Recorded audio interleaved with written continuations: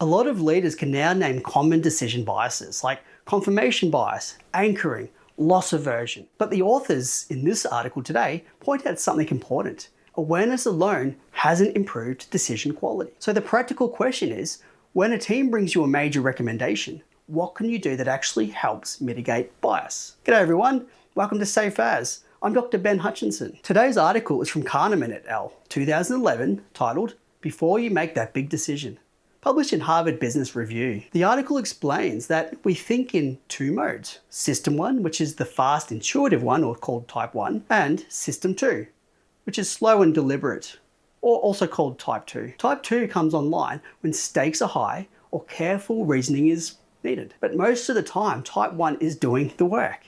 It works in the background, forming impressions, using learned patterns, and creating a story that feels coherent. Type 1 is designed to produce a single coherent interpretation of events. And as it does, it tends to suppress alternative stories. Intuitive errors don't feel like errors while they're happening.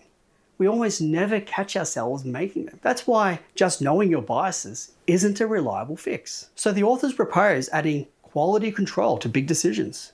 They propose a 12-question checklist that reviews the process behind any recommendation, not just the content, so you're better armed to detect likely distortions in the team's reasoning before you approve the call. So on to the 12 questions. On the first pass, ask yourself, 1.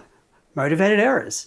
Is there reason to suspect errors driven by the team's self-interest? This isn't mainly about deliberate lying. Self-deception and rationalization are far more common. If the team has unusually strong incentives, money, power, reputation, career options, apply extra scrutiny. 2. The effect heuristic. Have they fallen in love with the proposal? When people like an idea, they tend to minimize the risks or the costs and exaggerate the benefits. If yes, tighten the rest of the review. 3. Groupthink. Were there dissenting opinions and were they explored? No dissent on a complex decision is a warning sign. Discreetly solicit dissenting views if needed. Start with the person with the least experience or the quietest voice. Second pass, ask the recommenders some questions to see how they respond. So 4, saliency bias.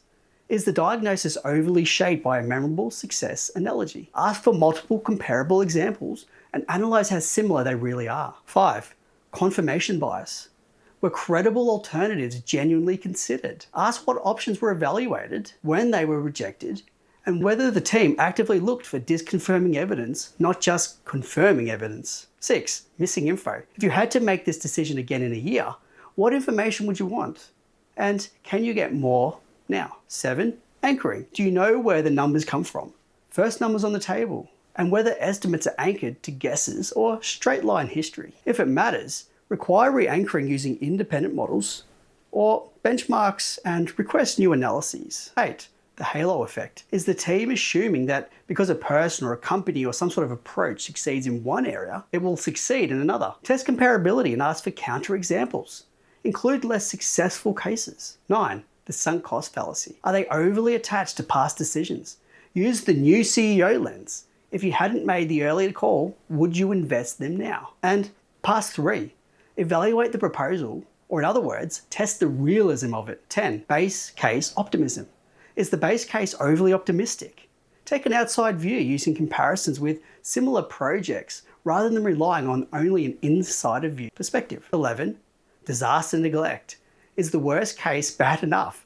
Run a pre-mortem, assume the worst has actually happened, and build the story of how it happened to surface risks you may not have experienced yet. 12, loss aversion. Is the team overly cautious, avoiding responsibility for a potential failure? Leaders may need to share responsibility for risk or realign incentives so reasonable risk-taking is possible. The core message from their 12-point checklist is about improving decisions, is about disciplined process, and not necessarily about individual brilliance. That's it on Safe As. Thanks everyone.